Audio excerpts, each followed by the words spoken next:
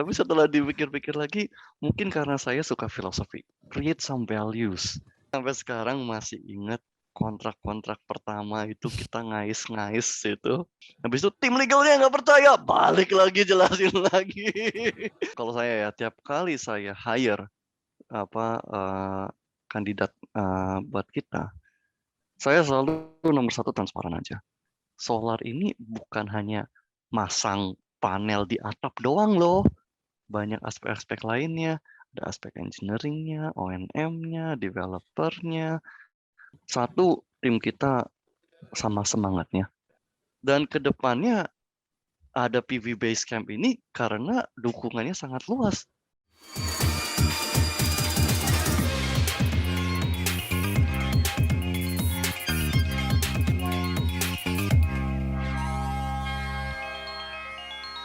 Halo teman-teman pejuang energi, selamat datang kembali di PV Basecamp, platform di mana kalian bisa belajar clean energy teknologi langsung dari praktisinya.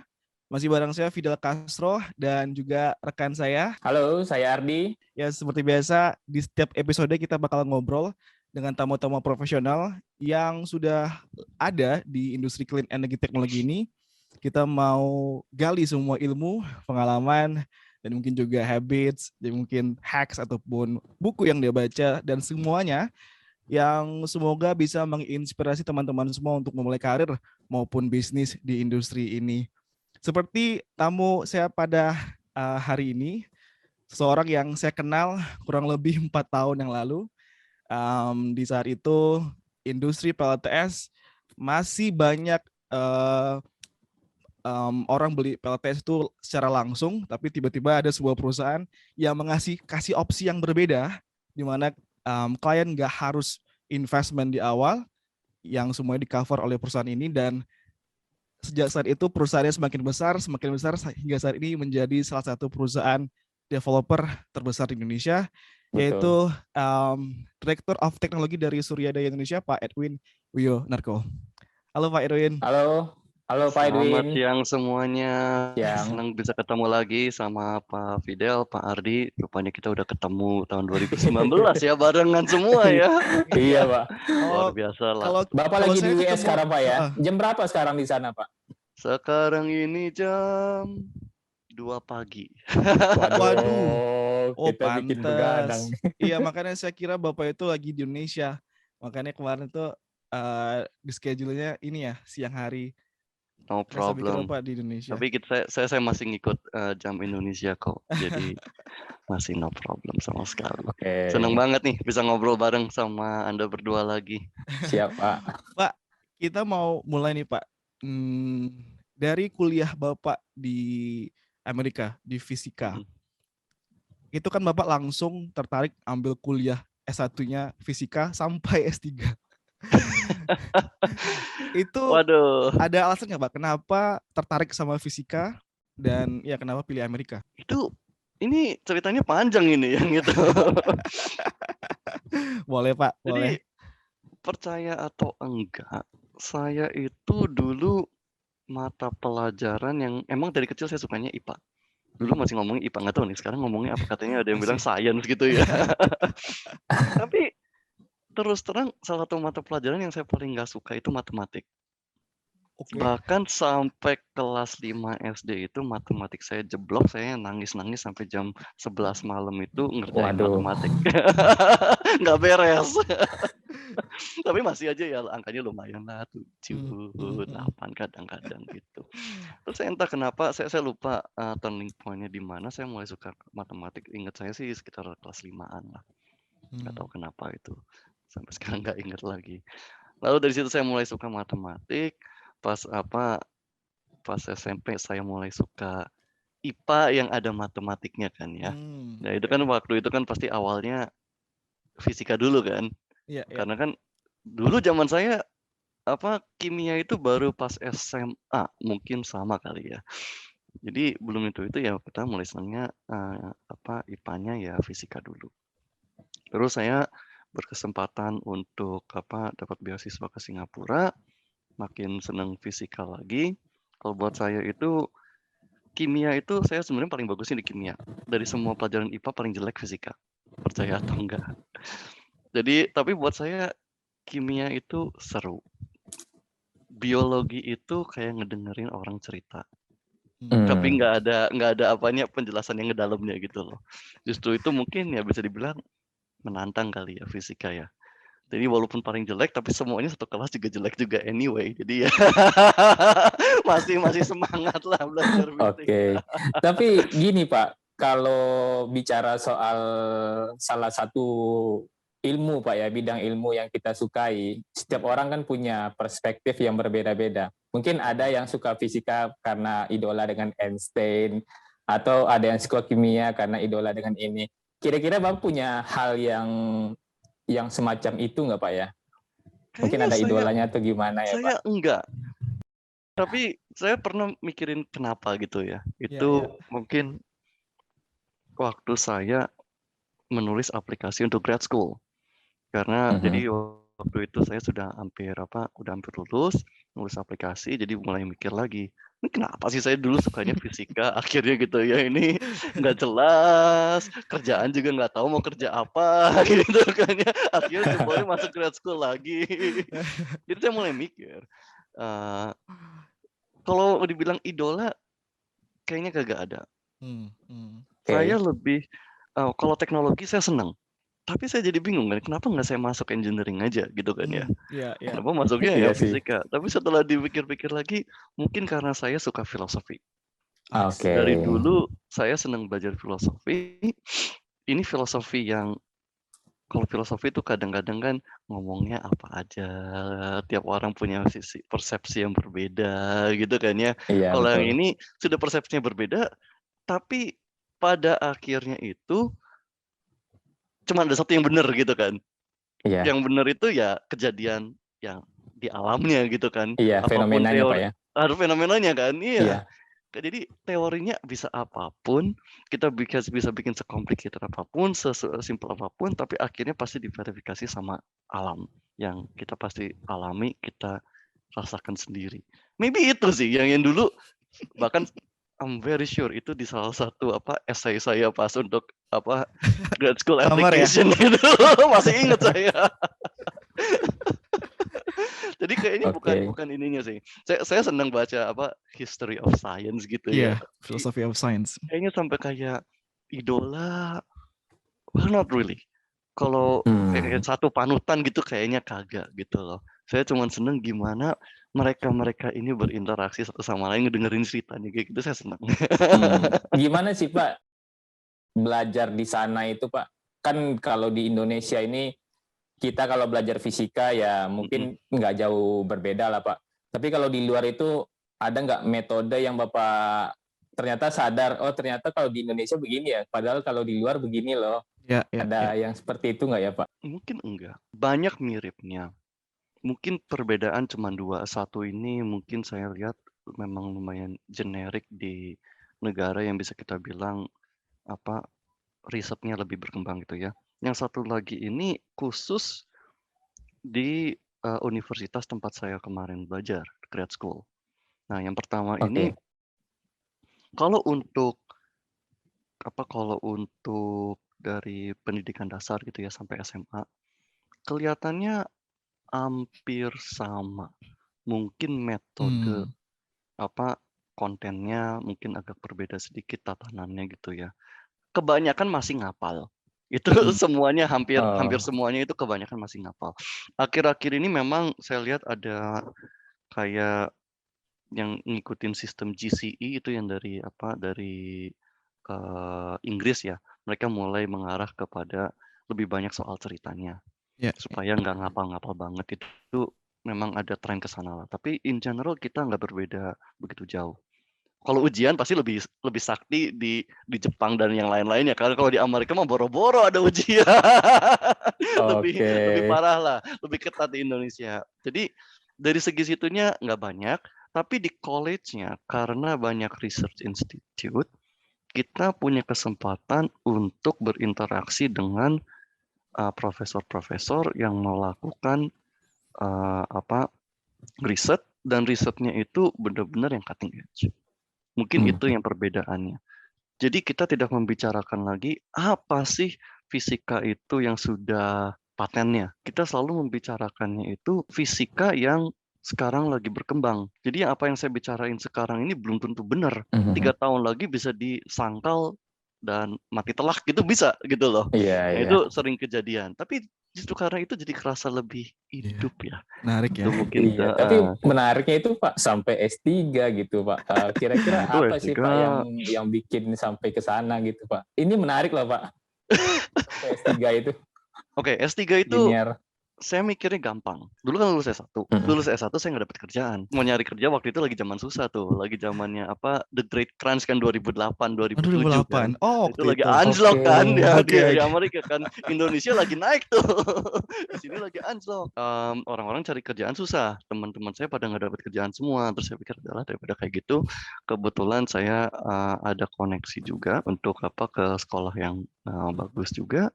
Why not? Bahkan saya nggak kepikiran bakal masuk ke renewable energy juga nggak, sama sekali nggak. Saya itu, ini semua by chance saja, step by step. Jadi, saya pernah ngasih sharing session ke teman-teman di alumnus gitu ya, alumnus di College of School of Mines, Colorado School of Mines. Saya ngomongnya sebenarnya apa arah kehidupan saya bisa dibilang benar-benar ngikutin flow banget nih.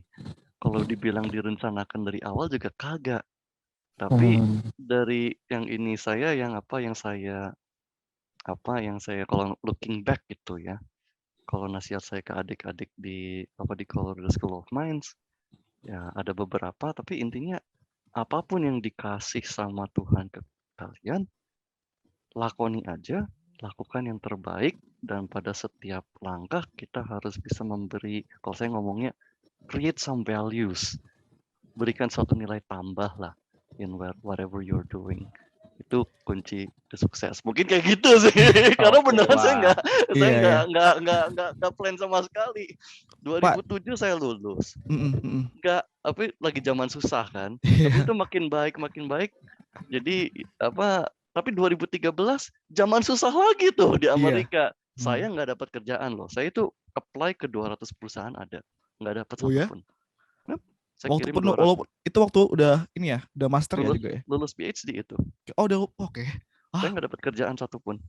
1,5 tahun luntang-lantung nggak dapat kerjaan satupun di negeri orang, penghasilan 0, itu beneran hidup dari saving selama college sama ini ya, sampai PhD. Terus akhirnya baru dapat itu 1,5 tahun sesudahnya. Pak, tadi sempat membahas tentang kalau Bapak suka filosofi.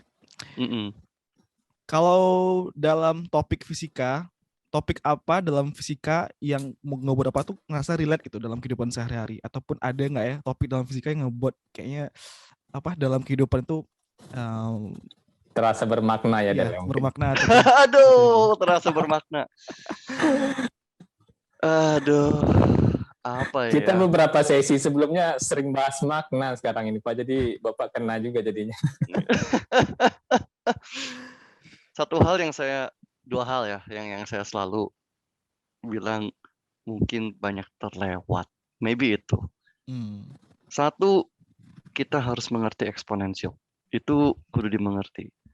Kenapa? Semua orang kalau kita, entahlah, saya kerasa banyak banget gitu loh. Apa yang E to the power something gitu kan ya, atau 2 to the power of something. Banyak sekali di dalam kehidupan ini yang semua ini ya power function seperti itu, exponential function seperti itu. Contohnya tabungan. Makanya ini saya selalu ngomong sama teman-teman, kalian walaupun duit saya dapat segimanapun juga, saya juga mulainya dari something yang small. Saya nggak dapat kerjaan 1,5 tahun, mulai diirit-irit gitu kan. Tapi yang ini itu tabungan itu nggak garis lurus. Tabungan itu kayak gini, awalnya pelan-pelan, habis itu karena dia eksponensial.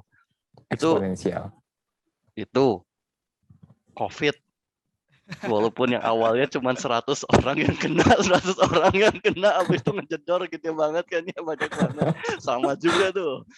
Jadi banyak lah eksponensial itu perhatikanlah. Itu kalau kita cuma garis lurus itu enggak ini. Itu satu.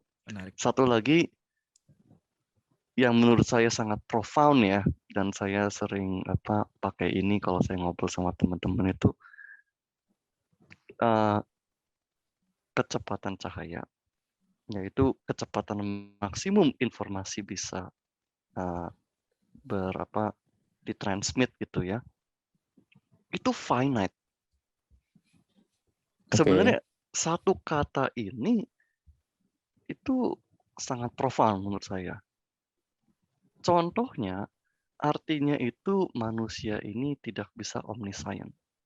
Kita tidak bisa mengerti segalanya di dunia ini. Kenapa? Setuju sih, Simple Pak. aja. Kita sekarang ini yang nggak tahu yang di sebelah ya seberapa tahun cahaya di sini kan nggak tahu gitu kan ya. Ini juga berarti apapun yang kita lakukan bakal juga ditransmit suatu saat juga kepada mereka-mereka di sekitar kita. I think itu it's a powerful reminder bahwa satu hal ini yang katanya Einstein, kecepatan cahaya adalah C dan C itu finite. It's very profound kan? Karena bukan hanya itu artinya kita ada gravitasi, kita ada relativitas, tapi it's a very simple statement bahwa manusia itu nggak mungkin omniscient. Dan kita harus rendah hati lah karena itulah. Wah. Itu something yang saya pikir ya something yang menarik aja. Berarti tadi eksponensial sama kecepatan cahaya. Nah, tadi dari sampai kuliah Pak, gimana ceritanya Bapak bisa langsung kerja nih Pak di NREL? Dan itu kurang lebih lama ya, 5 tahunan ya di NREL. Itu jadi NREL itu saya 6 tahun ya saya di NREL. 5,5 tahun ya. Itu sebagai bagian dari riset saya. Oke. Jadi awalnya itu, jadi itu untuk PhD ya. Awalnya itu saya ke University of Colorado di Boulder bukan karena renewable energy. Saya itu dulu risetnya tentang namanya tomografi, itu imaging teknik menggunakan X-ray untuk kayak CT scan. Tapi untuk yang ini, jadi lebih ke arah medical stuff. Lalu itu X-ray yang digunakan itu semacam laser. Saya senang sama laser. Jadi ke sana karena ya sekolahnya bagusnya untuk laser. Sampai ke sana di pas hari pertama atau hari kedua, biasa kan open house gitu ya, nunjukin sama anak-anak yang baru masuk ada apa aja. Kebetulan banget itu ada orang NREL yang ke situ. Dia bilang, udahlah aku sekalian cerita-cerita sedikit, siapa yang tertarik. Nggak ada yang datang. Terus aku pikir, oh kasihan juga ya ini orang tuh nggak ada yang ngunjungin. Ya udah deh, aku duduk, labnya nggak ada di situ, nggak ada apa yang ditunjukin gitu kan. Udahlah, nongkrong aja deh, dengerin dia ngapain. Ada national lab satu lagi, setengah 1 jam dari sini. Terus entah kenapa saya jadi tertarik gitu loh. Dia bilang, oke kalau di sini kamu bakal menggunakan laser. Kebetulan saya ada satu peralatan laser yang perlu digunakan untuk karakterisasi. Tapi kalian menggunakan ya, bukan ngebikin laser. Nah tapi ini gunanya itu bakal keren banget nih. Untuk renewable energy, ini sekarang kita lagi global warming dan segalanya, kurang asem juga itu orang. Cuap-cuapnya jago. Nama orangnya John Perkins itu, saya masih ingat. Tapi akhirnya juga saya coba, dia bilang sudah cobain aja berapa bulan. Saya cobain berapa bulan sama dia. Cocok. Jadi beneran ini ngikutin flow aja nih. Ini ya, flow aja ya, Pak. Semikonduktor saya nggak ngerti apa-apa. Fotovoltaik nggak ngerti apa-apa. Saya mau ngikutin the flow aja, geblek aja waktu itu. Udah kayak gitu. Menarik. Dia nggak jadi advisor saya. Yang jadi juniornya dia lagi. Jadi udah ngikutin aja dah. Nah di sana lah belajar banyak tentang ini ya Pak, tentang fotovoltaik dan solar pada umumnya ya. Jadi memang jalan Tuhan kayak gitu kali ya. Berapa lama sih Pak dari saat itu Bapak kemudian betul-betul masuk ke industrinya renewable energy Pak? Jadi memang di situ saya 5,5 tahun di sana, jadi saya benar-benar belajar inside out dari PV, dan tentu orang-orang di sana sampai sekarang juga teman-teman saya yang ikut jadi delegasinya Amerika ya untuk menulis standar internasional gitu kan. Wow. Jadi dia jadi salah satu delegasi untuk menulis IC gitu, IC standard. Jadi ada Berarti kalau nanya masalah standar, Bapak enak ya tinggal nerima penjelasan dari teman-teman ya, Pak ya? ya belum tentu, nggak semuanya kan. Oh, nggak semuanya. Oke. Tapi sebagian Oke, saya siap. suka tanya, kalian tuh gimana gitu loh. Jadi kayak kemarin pas saya balik ke Indonesia, saya juga tanya, kalian ada bahan-bahan untuk ini nggak? Untuk apa ONM, standar-standar ada apa aja? Iya. Langsung jebret dikasih satu. Wah. Oke. Jadi gitu. Jadi ya dari situlah sebenarnya. Dari situ terus saya tadi kan saya bilang saya nggak dapat kerja ya 1,5 tahun. Iya. Mm-mm. Jadi saya nggak kerjanya itu 1,5 tahun, lalu saya kerjanya di pabrik semikonduktor di di Intel bikin chip. Nah, jadi data analis untuk chip. Jadi nggak ada hubungannya sama photovoltaic renewable energy Wow, sama di sekali Intel ya, itu. Pak ya. Iya. Terkenal itu, Pak, perusahaannya. Nah, Alhamdulillah lah. terus kenapa, Pak? Udah di Amerika nih, udah settle segala macam. Terus kenapa tiba-tiba pindah ke Indonesia dan tiba-tiba ngebangun sebuah perusahaan solar di Indonesia? Apa ceritanya, Mungkin Pak? ceritanya lah, Pak, gimana, Pak? Iya. Sebenarnya itu udah lama, Pak. Oke. Jadi saya kenal sama co-founder saya kan Pak Eka ya. Iya, Pak Eka. Saya sama Pak Eka itu udah lama. Kenal dari dulu waktu di SMP. Oh. Terus ya itu cuma sebentar. Habis itu kita pisah. Waktu saya di Enrel, ketemu dia lagi. Saya di Enrel, dia kebetulan dapat pekerjaan pertama di kota yang sama. Ya Kotanya yang sama, tapi perusahaannya bukan sama-sama perusahaan Enrel beda. ya, Pak, Kalau ya? dia mah kerja beneran, Oh, dia iya. kerja beneran, dapat duit Ya beneran. semuanya Kalau saya kerja kan masih beneran lah, Pak juga beneran. masih poor student gitu kan.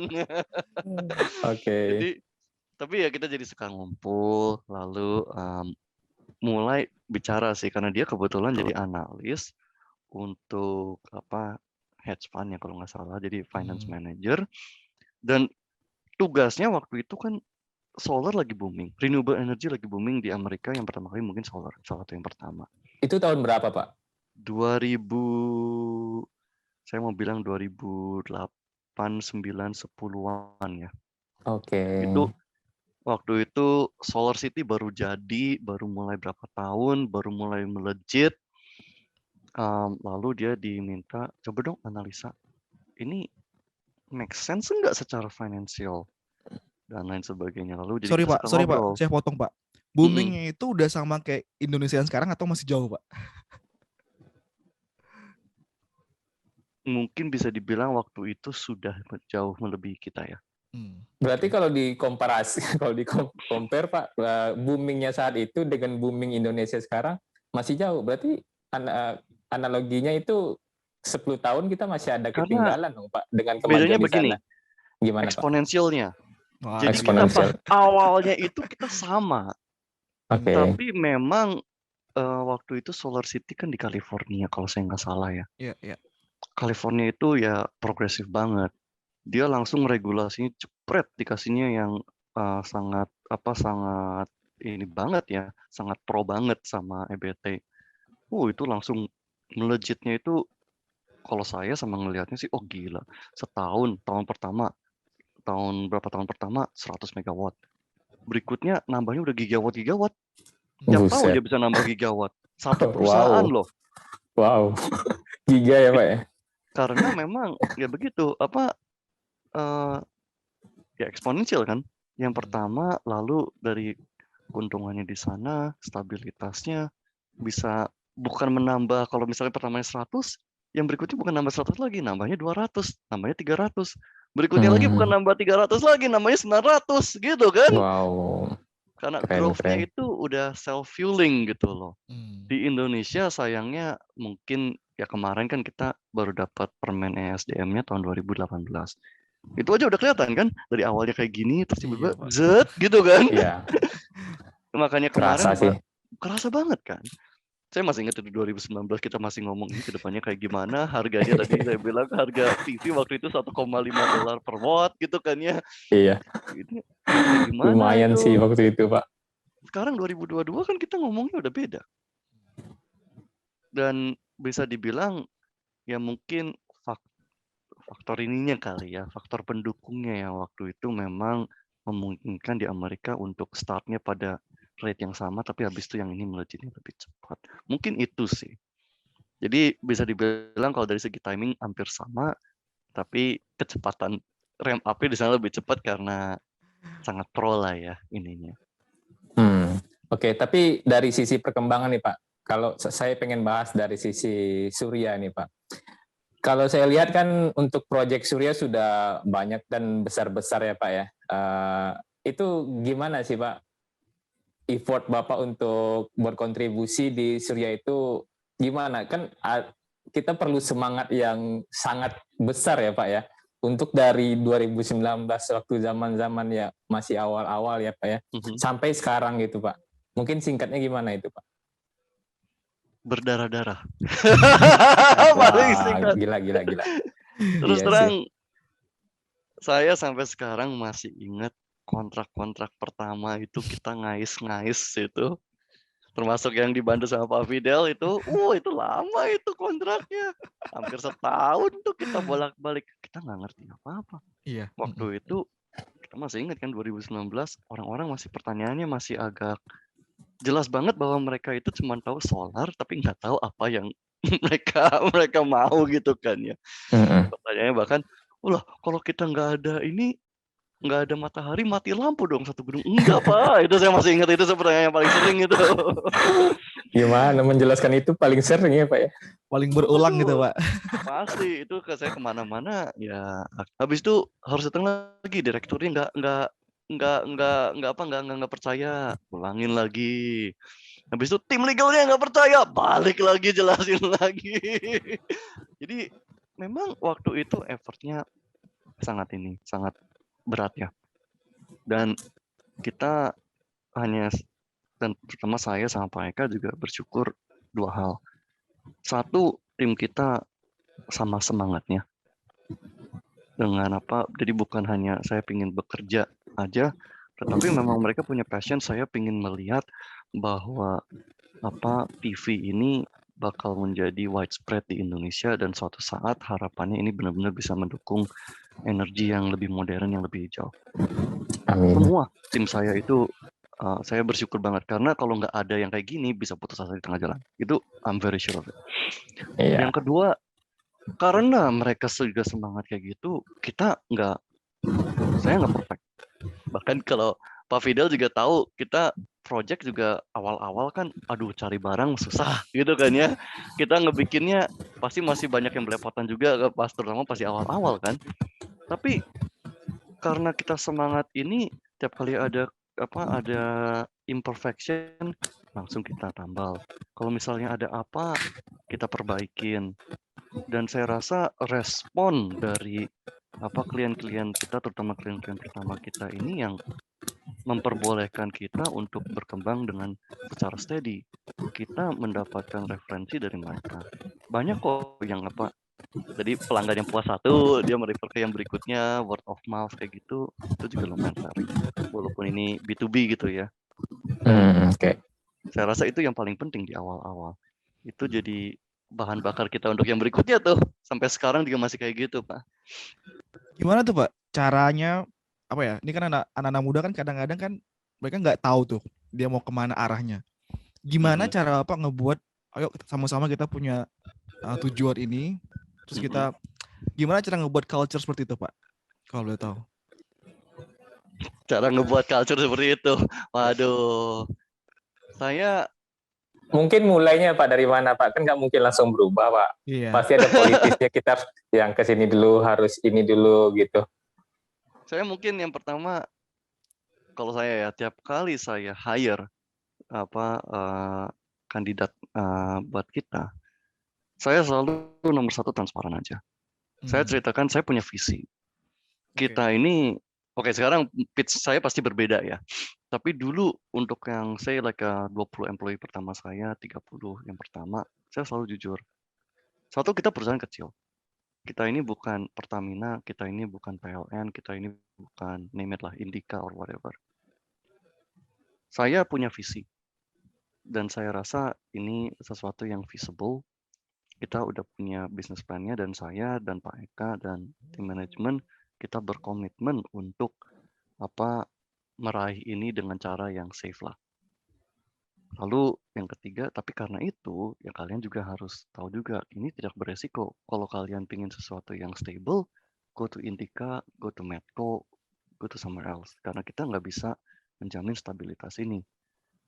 Saya rasa dari situ aja apa yang stay gitu ya. Akhirnya dengan Surya ini ya mereka-mereka yang memang sudah berani untuk ya sudah mengerti lah ada resiko ini dan mereka yang benar-benar terdorong dengan passionnya mereka. Saya rasa di Oke. situ. Dan kalau apa mengarahkannya bagaimana, I think itu tergantung dari keadaan juga. Terus terang kita sangat fleksibel. Kalau dibilang ada haluan yang apa GBHN-nya enggak? Ya Iya. kagak juga sih ada target, tapi kita selalu ya peraturan berubah terus, situasi di lapangan berubah terus. Ya kita udah kayak muter aja ngelor-ngelor. Kita lebih fleksibel sih daripada ngikutin GBHN gitu lah, Pak. Oke. Tapi untuk stakeholder di sana itu sekarang sudah banyak ya Pak ya. Dan saya lihat waktu beberapa postingan di LinkedIn juga yang lama-lama yang awal-awal dulu masih ada di Surya gitu. Saya keren sih. Jadi seperti HR-nya itu masih ya Pak ya. Ada Masih muka yang itu kalau aja Bapak ya. kan jelas ya. Ada Pak Philip juga, Philip kemudian masih yang sama. lain-lain juga gitu. Saya rasa itu suatu berkat tersendiri juga buat saya sama tim kita, tim intinya sangat kompak. Itu pengalaman yang luar biasa juga buat saya sih, Pak. Berarti itu ya Pak, berarti dari awal proses rekrutmen pun udah clear seperti ini kondisinya dan ini visi kita, kalau mau bareng ayo gitu. Tapi ada nggak Pak kriteria, ini mungkin teman-teman ada yang tertarik gabung ke Surya nih. Pastilah. Kriteria seperti apa yang menurut Bapak tuh kayak ini langsung saya rekrut deh yang kayak gini. Ada nggak kriteria seperti apa Pak kriterianya? Dulu saya bilang ada. Oke. Kalau kita ngomong 3 tahun yang lalu gitu ya. Pas awal-awal saya bilang ada. Saya ada A, B, C, D-nya.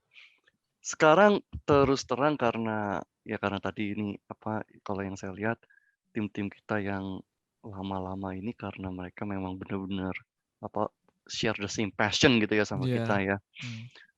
Saya malah lebih mengutamakan interview dengan HR kita dan interview dengan tim siapapun yang kalau tim engineer gitu kan ya, kalau dari O&M dari tim O&M-nya dan lain sebagainya. Kita nomor satu yang pasti kita cari itu kecocokan culture dengan kita.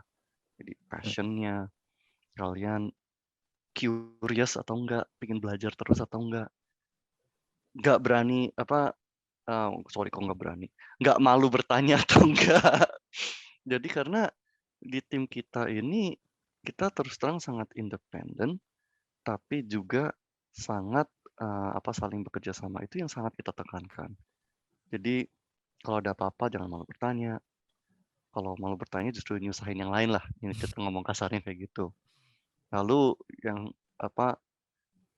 saya selalu wanti-wanti dan teman-teman juga udah wanti-wanti lagi. Kalau kita dikasih kerjaan atau kita lagi mengerjakan sesuatu, hasil kerja kita ini nggak itu sebenarnya berguna bagi teman kita lagi. Jadi kita ini bekerja untuk ngebantu teman kita. Teman kita bekerja untuk ngebantu kita. Kita ini saling membantu. That's how like we create value. Kita bareng-bareng saling membantu sama lain untuk mencapai suatu tujuan yang bersama. Yaitu gitulah. Jadi ini yang konsepnya kita bagus tekankan. Pak. Jadi kalau saya simpulkan secara sederhana, lingkungan yang dibentuk itu lingkungan yang sehat dan efektif ya Pak ya, dan efisien pastinya jadi. Efisien mungkin bukan yang paling efisien ya. Kalau dia efisien mungkin yang tentara kayak gitu lebih efisien kali ya. Tapi harapannya semakin lama semakin efisien Pak maksudnya. Semakin lama semakin efisien, iya.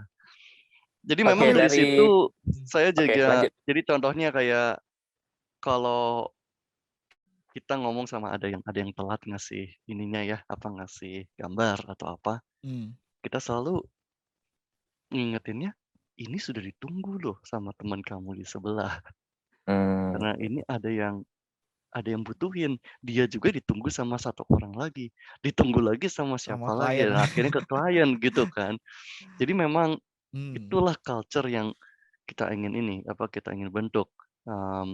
Now, how successful have we in creating that culture? Saya terus Masih terang progres ya, eh, Pak. masih progres kali ya. Saya juga nggak saya sih mungkin harapnya ini udah cukup baik lah. Tapi saya rasa masih banyak yang masih diimprove sih. Kalau kita ngomongin culture, emang saya pribadi emang ngerasain sih, Pak. Waktu saya kerja di Indonesia dan kerja bareng dengan orang-orang yang mungkin dari Eropa atau dari negara lain, yang paling penting itu adalah keterbukaan dan kepercayaan, ya kan? Betul. Gimana caranya kita kerja bukan karena kita disuruh, tapi karena kita dipercaya. Kita Yep. dikasih tanggung jawab, kita harus jaga tanggung jawab. Yang kata Bapak tadi, kalau misalnya kita nggak lakukan tanggung jawab ini, bakal ada teman yang lain bakal kerjanya terganggu gara-gara kita. Ya. Nah, kayaknya itu yang memang mungkin karena pengaruh apa atau Pak Eka juga di Eropa, di Amerika kali ya, yang ngebuat itu keterbukaan dan juga mungkin kepercayaan itu ada ya, Pak. Mungkin juga kali ya. Saya terus terang kalau soal keterbukaan ini saya memang belajar banyak dari dua-duanya, dari waktu saya di NREL di antara saintis gitu ya, dan juga pada saat saya di Intel juga. Itu perusahaan kan besar banget ya, dan kerasa birokrasinya. Awalnya saya juga, aduh ngapain sih ngikutin kayak gini kayak gitu, tapi begitu kita sudah merasa esensinya, akhirnya mulai apresiasi juga. Lalu apa yang saya pingin, aduh tapi itu masih terlalu lemot ya, birokrasi terlalu panjang. Nah itu yang coba saya ubah di Suryanya. Kira-kira kayak gitu sih. Jadi itu yang saya bawalah pelajaran-pelajarannya. Kalau yang saya lihat kan dari Surya selain project belakangan ini banyak tuh Pak informasi-informasi yang diberikan Pak. Saya hampir setiap buka LinkedIn itu Pak, itu ada itu postingan Surya gitu Pak, memberikan edukasi gitu. Nah, selain dari project Pak, apa sih yang ingin diberikan oleh Surya Pak kepada masyarakat di Indonesia ini Pak? Ya, itu nomor satu saya harus terima kasih sama tim PR saya ya. Ya. Karena mereka yang terus terang inisiatif untuk mengembangkan bagian situ. Dari saya sendiri dan dari Pak Eka dulu, bahkan tahun 2018 kita sudah sadarin sih, kita ini posisi waktu itu kan bener-bener nggak ada apa-apanya ya. Sektor renewable energy itu ngomong bayi juga belum bayi kali waktu itu kan ya. Kita memang sudah melihat, kalau kita ngelihat berkaca gitu ya, dari yang di Eropa yang waktu itu sudah berkembang lebih pesat, Amerika yang lebih pesat tapi belum secepat Eropa, dari Cina dan lain sebagainya. Sebenarnya kita lihat yang kalau kita sebagai developer, waktu itu kita memang sudah punya visi Surya sebagai developer ya. Kalau kita sebagai developer mau berkembang dengan baik, sebenarnya posisi developer ini sebagai middleman yang berinteraksi dengan klien, dengan investor, dengan pemerintah, pemegang yang lain-lain kan. Posisi kita ini untuk supaya kita bisa berkembang ini sebenarnya kita harus membuat semua orang berkembang. Atau kalau mau ngomong kasarnya aja, sektor ini, the whole sector has to be healthy, harus sehat. Baru kita bisa ikutan sehat. Ya memang karena itu posisi yang spesial sebagai developer. Kalau developer pengen cari duitnya sendiri, timpang, habis itu akhirnya resiko juga makin tinggi. Sebenarnya tidak baik juga untuk developernya. Saya rasa itu soal developer yang sehat harus mengembangkan sektor yang sehat. Jadi dari dulu memang kita seneng posisi sebagai developer ini karena bukan hanya untungnya buat kita sendiri, tapi saya rasa sejalan dengan maksudnya kita untuk mengembangkan energi hijau ini gitu kan ya. Jadi memang kita melihat sinerginya di situ. Jadi kalau misalnya dibilang kita mau memberikan sesuatu yang lebih bukan dari segi proyeknya saja, karena memang kalau kita mau berkembang memang juga harus begitu. Kita memang visinya memang ke sana gitu ya. Oke. Dulu kita fokus ke edukasi karena di 2018 kan ya emang pertanyaannya ya kayak gitu kan ya. Jadi kita mulai menjawabnya ya yang bagian situnya. Lalu kita sekarang sudah mulai memberikan segi yang lebih fun-nya sedikit lah. Mulai dari aspek ini bisa membawa perkembangan ekonomi, mulai dari aspek O&M-nya. Sebenarnya solar ini bukan hanya masang panel di atap doang loh. Banyak aspek-aspek lainnya. Ada aspek engineering-nya, O&M-nya, developer-nya, lalu aspek lingkungannya, dan saya rasa tema-tema seperti ini yang tim PR kami berusaha membawa ke masyarakat lah. Jadi Oke, Pak. Ini kalau kita ngomongin developer kan sekarang, kalau kita bandingin tahun 2018 ya Pak, mungkin nggak banyak developer, dan sekarang di 2022 udah banyak developer yang ada di Indonesia nih Pak. Kalau kita bicara tentang Surya sedikit Pak, selain mungkin kita tawarkan ke klien zero investment kepada klien, apa yang ngebuat Surya itu bisa beda dengan developer lain nih Pak, kalau boleh tahu? Nilai seperti apa ataupun value seperti apa yang diberikan oleh Surya kepada klien sehingga compare dengan beberapa kompetitor yang ada di Indonesia. Jadi mungkin ada beberapa hal yang kita selalu tawarkan. Nilainya saya rasa dari dulu sampai sekarang juga masih sama. Satu, kalau dulu mungkin kita bisa bilang kita satu-satunya yang dari Indonesia ya dulu. Sekarang tentunya sudah ada yang lain-lain dari Indonesia, tapi kita masih punya presence yang kuat di Indonesia lah. Jadi kalau ngomong kasarnya, banyak yang tanya after sales-nya kayak gimana. Jadi kita sudah ada presence di sini. Bahkan kalau misalnya ada di luar Jakarta, kita sudah ada presence di beberapa lokasi lain juga. Itu pertama. Dua, dari dulu sampai sekarang juga kita fokus di engineering. Mungkin Pak Ardi kita belum kerja bareng, tapi Pak Fidel pernah kan dulu kita ada ininya kan technical reference-nya, TOR-nya kita sudah ada. Sekarang TOR-nya itu sekarang sudah berapa puluh halaman. Jadi kita memang sudah ada siapkan standar-standar yang kita buka ke publik dari tahun 2018 karena memang itu bagian dari bisa dibilang kontribusi kita gitu ya. Kita nggak mau PV itu dikambing hitamkan karena engineering yang salah. Intinya mah kayak gitu. Nah, jadi kita memang kuat di engineering-nya dan kita juga kuat di O&M-nya. Kita mungkin, saya nggak tahu kalau untuk yang CNI, mungkin kita yang pertama kali memberikan SLA. Kita langsung jelaskan 1 tahun 4 kali, 1 kuartal sekali kita bakal kirim orang. Dan kita itu patuhin itu. Kecuali kita hanya pengecualian hanya beberapa site yang nggak boleh kita datang pada saat COVID kemarin. Itu kita tangguhkan dan kita catat mana yang kita tangguhkan. Kalau misalnya ada masalah ada tata caranya, kita akan kirim orang untuk perbaikin. Dan kita berikan juga standar performance yang setingkat dengan global. Jadi kita mengikuti IEC 61724 ya untuk monitoring, itu kita ikutin juga. Jadi kita nggak kalau kita bilang kita ini ngikutin standar global, that's true. Dan kalau yang itu saya nggak tahu yang mana lagi yang mengikuti standar ini. Jadi kita selalu iniin terus, kita terus jaga tiap minggu, bahkan lebih dari sekali seminggu, tim saya itu selalu ngecekin satu persatu mana yang underperform. Kalau underperform ini sistematis atau enggak, apa yang bisa kita lakukan itu selalu jalan terus di belakang, di balik layar. So engineering itu sama ya customer service itu continuous ya. Berarti kualitas produk dan juga after sales-nya Pak, itu yang dijaga ya Pak. Ya, saya rasa kalau saya ngomongnya selalu ke teman-teman, quality of product and quality of service. Kita harus jaga dua-duanya. Nah, ini kita udah mau di ujung nih Pak pembicaraan. Saya mau minta tanggapan Bapak tentang target kita Indonesia tahun 2025 kita bakal renewable lagi sekitar 23%. Ya.